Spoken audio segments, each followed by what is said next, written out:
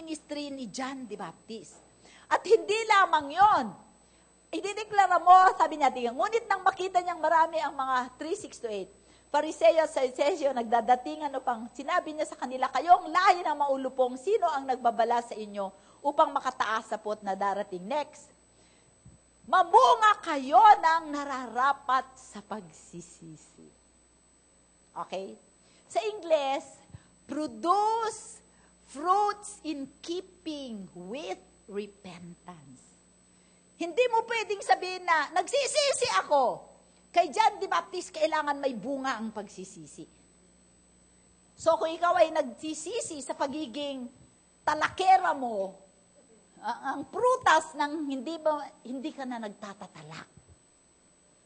Yun ang fruit of repentance. Kung ikaw ay nagmumura, ngayon hindi ka na nagmumura. Ang lumalabas na lang sa bibig mo ay, praise the Lord. Amen? Kung ikaw ay nangungutang at hindi nagbabayad, yan. Ngayon, lagi kang nagbabayad. Kasi produce fruit in keeping with repentance. Kasi hindi mo pwedeng sabihin na nagsisisi ako pero wala ka namang pruweba na nagsisisi ka. Amen? So, si John the Baptist, nung magpabautismo ang Panginoong Jesus, babalik ulit tayo kay John the Baptist, ha? Kung anong klase tao si John the Baptist. Number 1, sabi sa Luke 1:15, si John the Baptist ay, bago pa lamang siya ipinapanganak, yan, sapagkat siya ay magiging dakila sa harapan ng Panginoon. Ito ang prophecy kay John the Baptist nung ipagbubuntis pa lang siya ni Elizabeth. Okay? Sapagkat siya ay magiging dakila sa harapan ng Panginoon. At hindi siya iinom ng alak o matapang na inumin. Siya ay mapupuno ng Espiritu Santo mula pa sa sinapupunan ng kanyang ina. Imagine! Nandun pa lang siya sa sinapupunan ng kanyang ina, puspos na siya ng Holy Spirit. Amen? Okay, verse 17. Siya'y lalakad sa unahan niya, itong niya ay si Jesus. Si John the Baptist will prepare the way of the Lord. Siya'y lalakad sa unahan niya ni Jesus sa espiritu at kapangyarihan ni Elisha. Alam niyo yung mga miracle na ginawa ni Elijah yan. Si Elisha ay Eliseo. Okay. So, si Elias ay Elijah. Gaganda ka. Elijah, gaganda ka. Upang panumbalikin ang mga puso ng mga magulang sa kanilang mga anak at ang mga swail sa karunungan ng mga matuwid upang ihanda ang isang bayang nakalaan sa Panginoon. Teka, isipin nating mabuti. Alam nyo, itong mga ipinipreach ko sa inyo, hindi kayo makikinabang kung hindi ninyo babalikan at pagninilayan pagka nasa bahay na kayo. Amen. Alalahanin natin, ang ministry ni John the Baptist is a ministry of repentance. Amen. Para siya ay magbautismo unto repentance. Okay, ano ba ang salitang repentance? Pagsisisi. The word repentance came from the word re, again, and pen. Penta is spent mind. Okay? To renew your mind. Okay? Repentance is to think differently. Amen? So, when you repent, okay, hindi ka lang, you are not just sorrowful. Ay, sorry ha. Nagawa, hindi lang. Okay? Pagka-repentant ka, binabago mo ang kaisipan mo. So kung ang direction mo ay pag ganito, meron kang 180 degrees turn around. Kung ikaw ay makasalanan, totally iiwanan mo yon. Kung ang nalalaman mong relasyon sa Panginoon ay relihiyon lang, you will turn away from that and you will fix your eyes on Jesus. And that is a relationship. Okay? Ngayon, pagka ikaw ay nagre-repent, nagbabago ang puso mo, ang isip mo, magbabago din ang heart mo. Amen? So there is a change of mind and a change of heart. Okay. Kung ang isang tao ay nagre-repent, nagsisisi sa kanyang kasalanan, iniiwan niya ang kanyang kasalanan, ano ang ginagawa niya? Verse 18. Siya inihahanda niya ang isang bayang nakalaan sa Panginoon. Amen? So, ang ministry ni John the Baptist, therefore, ay upang ihanda ang puso to repent. Nakukuha ninyo?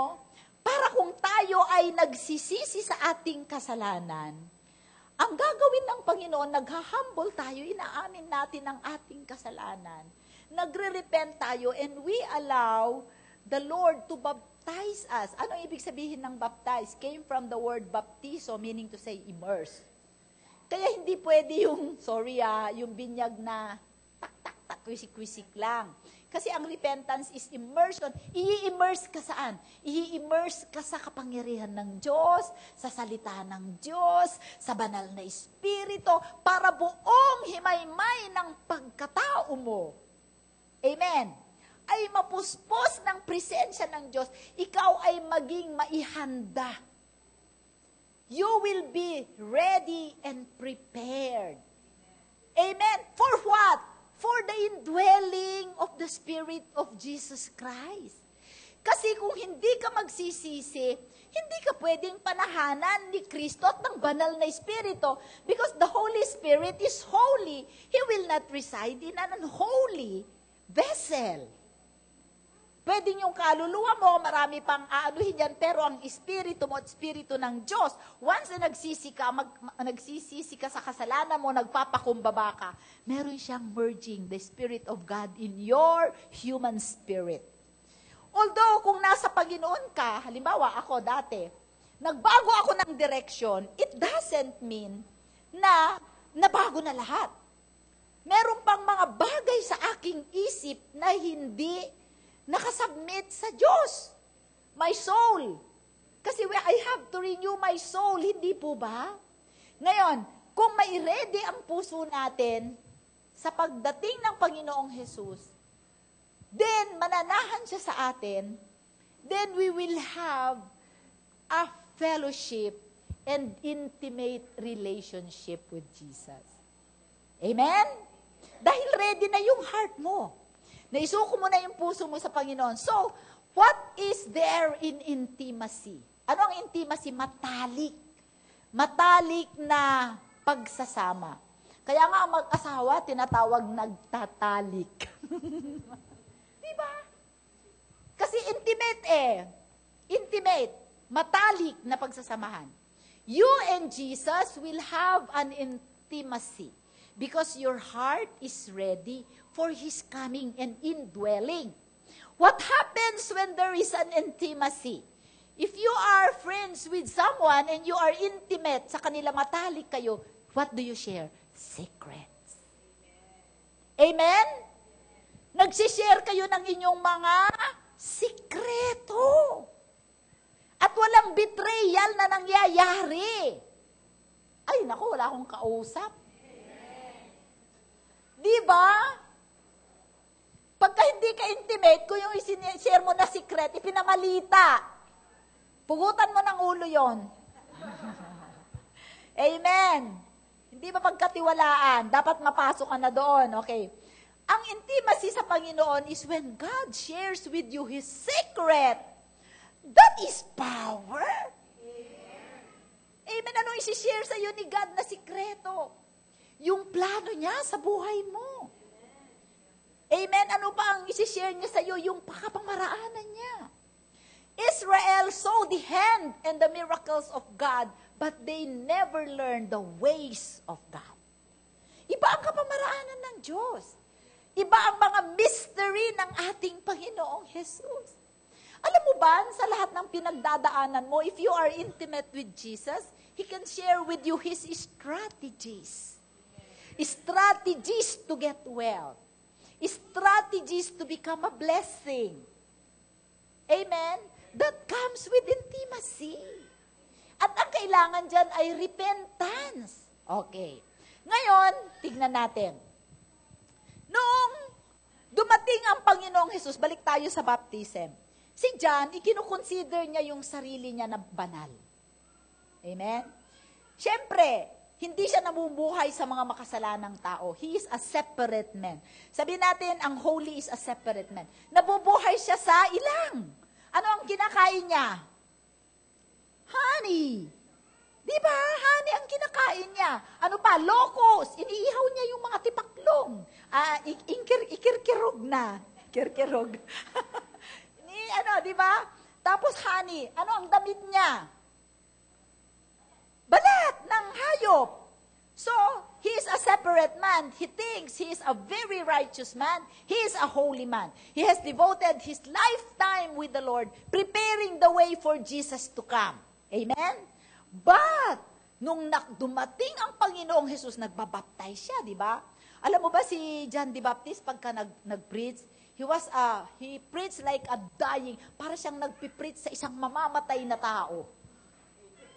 Patsa din, ay parang siya na ang propeta na nagpipreach na mamamatay na rin siya. There is no tomorrow. It's now or never. Ang pagsisisi ay ngayon o hindi. Amen. Alam nyo, anytime darating ang Panginoong Hesus. Ganyan ka-intense si John the Baptist. Ganyan siya ka-devoted kay God. At ganon, sa tingin niya, ka-pure yung kanyang puso. Ngunit nang dumating ang Panginoong Hesus, sabi ng Panginoong Hesus, bautismuhan mo ako. Nakita ngayon ni John the Baptist ang puso ni Jesus. Huwag niyong kalilimutan, he is a seer prophet. Nakita niya yung puso ni Jesus kung gaano kadalisay. Akala niya ang kausap niya yung pinsan niya lamang. Hindi niya sukat akala nung makita niya ang puso ni Jesus, no sin, no lust, no lie, no impurity, walang bahid ng kadumihan ang puso ni Jesus. Ano ang nasabi ni John the Baptist? I need to be baptized by you. Amen? Hindi ako dapat ang magbautismo sa iyo, ako dapat ang bautismohan mo. Bakit? May nakita siyang antas ng katwiran na mas mataas sa kanyang katwiran. May nakita siyang kadalisayan na wala sa kanyang kadalisayan. He saw a righteousness that is higher than his own. He saw purity that is purer than his own purity. And he said, I need to be baptized by you. Amen? What is that? Humility. That's why John lived a very powerful ministry. Amen? Ngayon, tayo, sinasabi natin, gusto natin na maging katulad ni Jesus. Ngunit, every time na i-reveal sa atin ng Panginoon ang kanyang ating puso, nakikita mo ba kung anong klaseng puso meron ka against the heart of Jesus? Alam nyo, tuwing nandito kayo sa gawain na ito, hindi kayo nandito para makita namin kayo. Hindi kayo nandito para magpa-check ng attendance sa cell group nyo. Nandito kayo kasi gusto ninyong mangusap at makita ninyo si Jesus. Amen. Kung anong klase siya. Amen. And every time Jesus reveals Himself to us, we say, Jesus, I need to be baptized by you. Hindi na yung physical na ilulubog tayo sa tubig, kundi yung tayo mismo ay mailubog sa kanyang biyaya. So we can change the things that are in our heart that is not His. Amen? Alam ba natin kung ano ang mga dapat nating baguhin sa buhay natin? Maraming sorry Christians. Because they just remain to be sorry. Pero the next time gagawin pa rin nila yung gusto nila. Di ba kayo nagtataka na maraming fake na Kristiyano? It's either they fake it or they fade away, away, away, away, hanggang sa mawala na sila. Amen? Ang gusto ng Panginoon, tignan natin ang ating sarili. Tignan mo si John, holiness precedes power. Alam nyo, hindi ko naman gusto maging makapangyarihan sa buhay ko. Kailangan mong maging makapangyarihan sa buhay mo. Dahil kung hindi ka maging makapangyarihan, igugupo ka ng kapangyarihan ng dyablo na patindi sa kapanahunan natin. It's either you will stand up fighting against the power of the enemy, or you just sit back and say, I don't need to change anything. After all, saved na ako. Alam mo ba na pwedeng nakawin ng dyablo ang salvation mo? Dadayain ka lang niya. Amen? Sabi ni Apostol Pablo, fight the good fight of faith. Amen? Ipaglaban mo. Konti lang na sa katawan mo, hinaantok ka, mulan, wag na lang mag-church. Ay, ewan.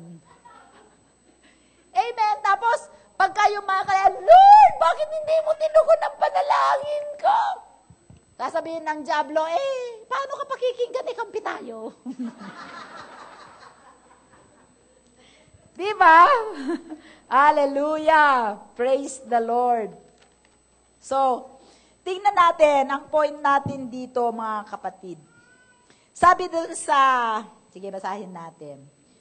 Mark 1:1-3. Tingnan natin ang Mark 1:1-3.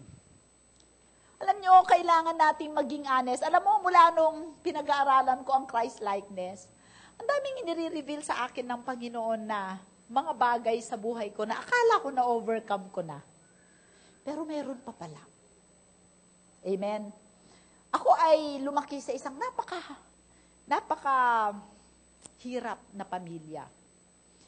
At ayoko nang isipin na kumbaga naririmarim na ako sa mahirap na buhay.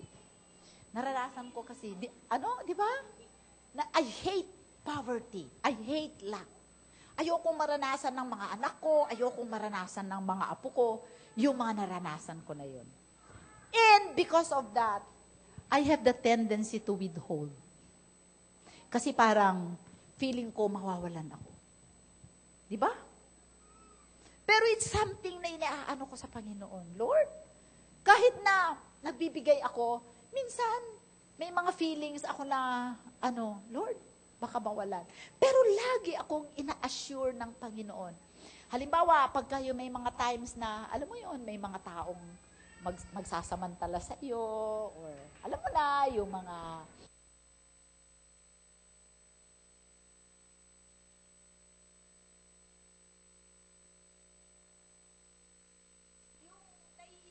nagkakaroon ka ba ng nawawalan ka ng peace. Nawawalan ka ng peace, di ba? Tapos iisipin mo, ay sayang, kung sa iba ko sana, ang dami ko sanang napagpala, o ang dami sanang natulungan, napunta lang sa ganito, yung mga ganyan. May mga, to a point na minsan, iniisip ko yon. Pero alam mo, lagi akong kinakausap ng Panginoon. Lagi niyang sinasabi sa akin, it will not be enough to make you poor again. I will see to it. Ano man ang bagay na dinaya sa'yo, swinindel sa'yo, ninakaw sa'yo, inano sa'yo, it's not enough to make you poor. Amen. Amen. Basta lang, yung puso mo ay malaya sa galit, sa tampo, sa hinanakit, sa sakit, sa bitterness. Iba ang pusong malaya. Ngayon, kung meron ka nun sa oras na ito, sabihin mo sa Panginoon, Lord, ito ang need ko for your righteousness. I need your revelation. I want to see your face regarding this. Amen? At magkakaroon ka ng peace that passeth understanding. Mark 1:1-3, ang pasimula ng Ebanghelyo ni Jesucristo, ang anak ng Diyos. Okay? Nakakatuwa Si Mark kasi, kung mag-preach, mga short sentences.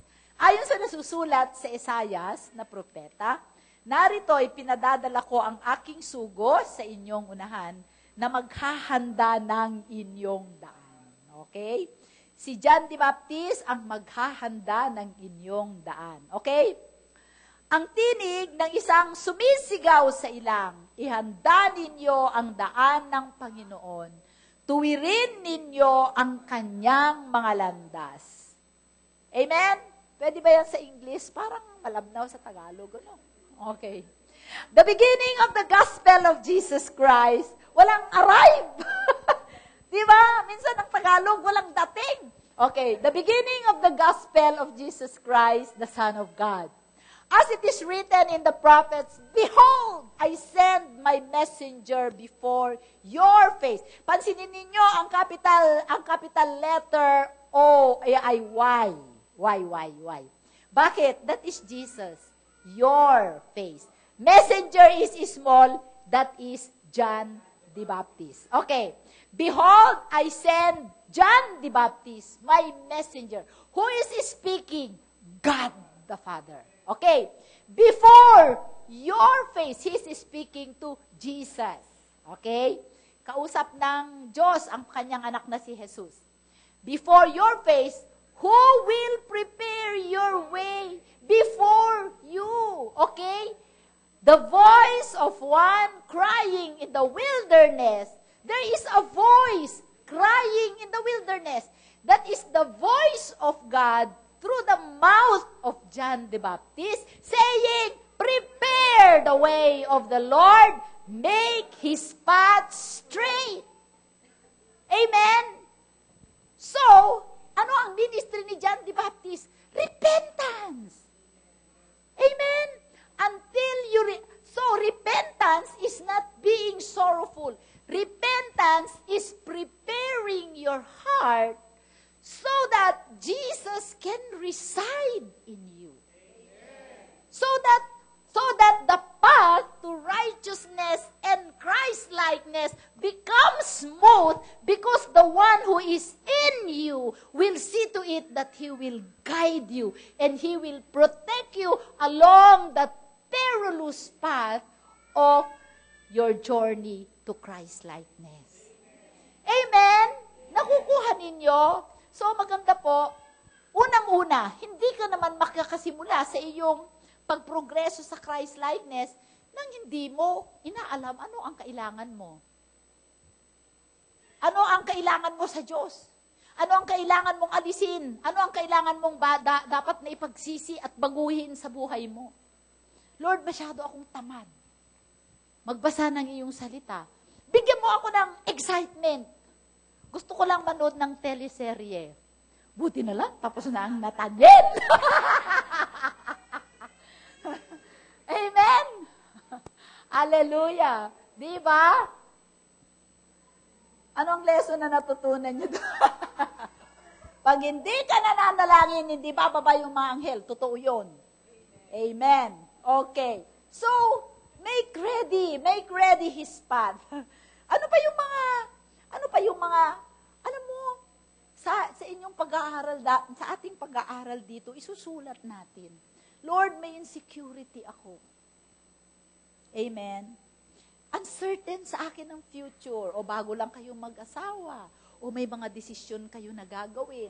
May mga palpak kang ginawa desisyon sa buhay mo, laging ganon. Kasi meron yung ugat.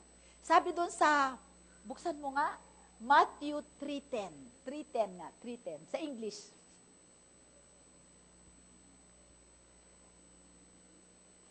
9. Gusto kong ilagay muna ng context. 8. Baka maging 7 na. Okay. Therefore, bear fruits worthy of repentance. Sabi ni John the Baptist.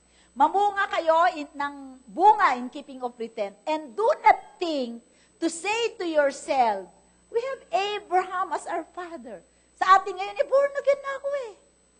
Meron na ako sa akin si Kristo. Hindi ko na, kailangan mag-repent. Brothers and sisters, ang attitude ng isang Kristiyano ay beatitude. Blessed are the poor in spirit, meaning to say the humble.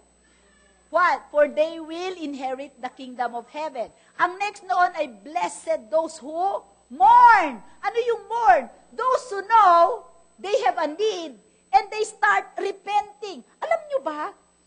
Nung ako ay nakakilala sa Panginoon, galit na galit ako sa tatay ko. Namatay ang tatay ko na hindi ko siya totoong napatawad. Kasi nung namatay siya, wala ako. It took me years to repent. Anong ibig sabihin to mourn? Over that failure na hindi ko na ipakita sa kanya ang pag-ibig ko bilang anak. At hindi ko siya napagwagian sa gospel. That time, born again na ako. I had to mourn. Every encounter na pumupunta ako sa encounter, lagi akong kinakausap ng Panginoon. Akala mo ba napatawad mo na ang tatay mo? Kung napatawad mo ang tatay mo, hindi na dapat yan lumalabas sa bibig mo. Yung mga fruits na hindi ko pa siya napatawad. So mourning, repenting takes time. Halimbawa, kung kayo ay tomboy dati o bakla dati, hindi madaling mag-repent, hindi yun overnight. It is a mourning process that you undergo. And then sabi niya, so for I say to you, huwag mong sabihin na born again ako, nag-attend ako sa Rema. Baloney. Hindi yan totoo. Kasi ang puso ng tao, para ma-uproot mo yung mga naitanim dyan, kung ikaw ay nakakilala ako kay God, 38 years old ako, ang daming naitanim na hindi maganda. Kailangan kong unti-unting binubunot ng binubunot as the Holy Spirit reveals to me ano yung mga area na dapat kong ipagsisi. Hanggang kailan? Ang goal ko maging kawangis ako ni Kristo. I don't know how long it will take, but I am willing. Amen? Sabi ni Matthew, for I say to you that God is able to raise up children to Abraham from this stone. Huwag mong sabihin na porke born again ka, nasa Panginoon ka, sapagkat kayang-kaya ng Panginoon, di ba? Okay, next. And even now the axe is laid to the root of the trees. Therefore, every tree which does not bear good fruit is cut down and thrown into the fire. Gusto kong tignan na ang axe ng Panginoon ay hindi sa'yo, kundi yung puno na pinagmumulan ng problema mo. God is willing to take it away from you. For as long as you will be honest enough to acknowledge, Lord, vindictive ako na tao.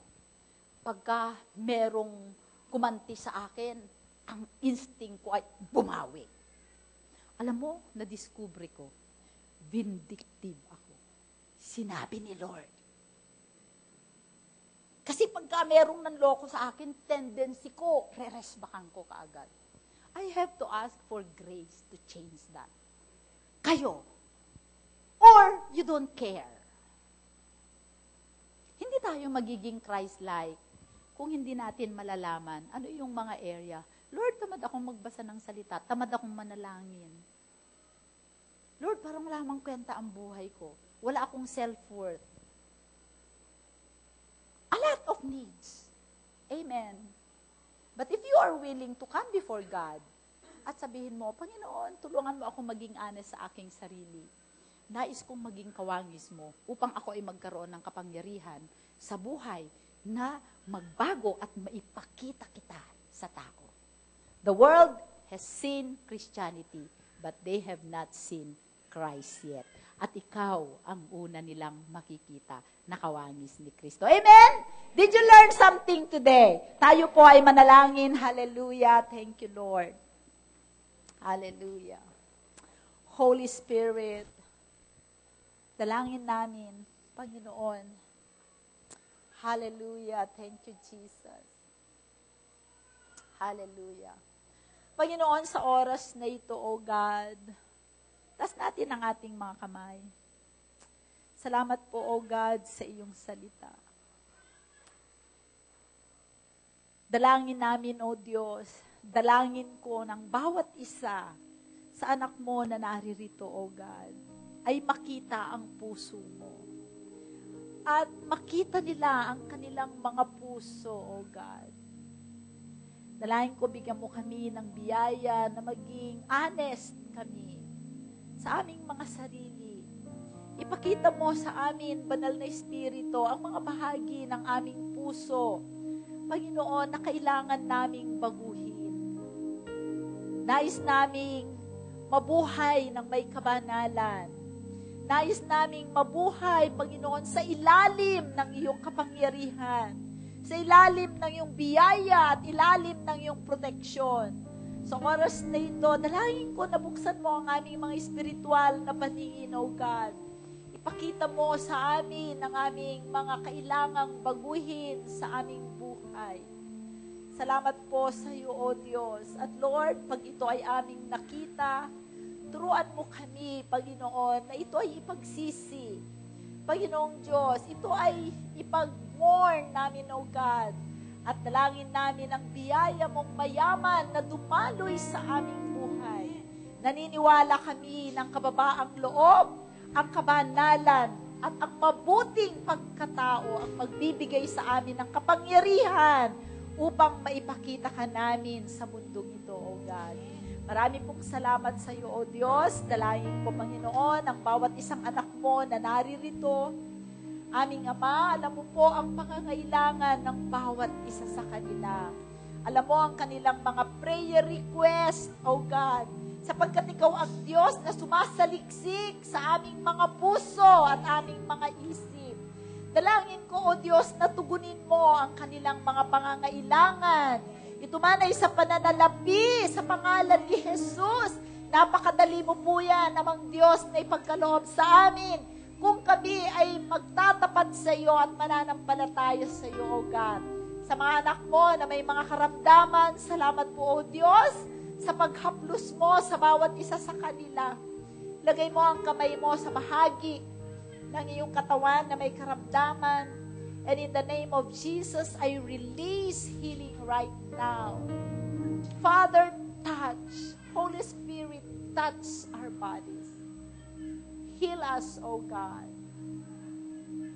Sa mga anak mo na sugatan ng puso,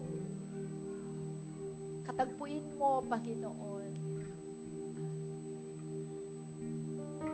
Gamutin mo po, O God, ang aming mga sugatang puso. Turuan mo kaming magpatawad. At Lord, kung kami man ay may offenses, hindi namin tinatanggap ang tisod na yan. Amen. Sa pangalan ni Jesus. Maraming pong salamat sa iyo, O God. Dalangin ko ang mga miyembro ng sambahayan, ng mga anak mo na naririto, O Diyos.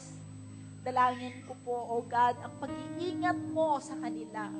Mula sa ama ng tahanan hanggang sa pinakamaliliit na mga bata, mga apo, Panginoong Diyos. Salamat po sa immunity nila sa kumakalat na mga sakit. And in the name of Jesus, dalangin ko, Panginoong Diyos, ang mayamang provision mo sa mga sambahayan. Maraming pong salamat sa kabutihan mo at katapatan mo sa bawat isa sa amin. Nagpupuri kami, nagpapasalamat sa tuwin-tuwina sa kadakilaan mo sa aming buhay. Patuloy mo ka na baguhin ang aming mga isip at ang aming mga puso. Bigyan mo kami ng kauhawan ng iyong salita. At bigyan mo kami ng panahon na lagi lamang kaming nakikipagdiig sa iyo. Salamat po sa iyo, O Diyos. Ito po ang aming dalangin.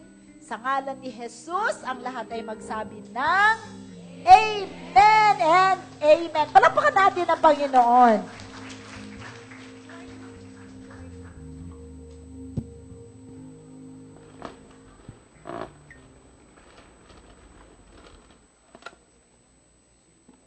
Praise God. It's receiving time once again. Alam nyo po, pagka nagsara siya, dun sa tinuro po ni Pastora na ang kababang loob daw ay ang daan sa pagunlad. Di po ba? Na pagka, alam nyo po, pagka may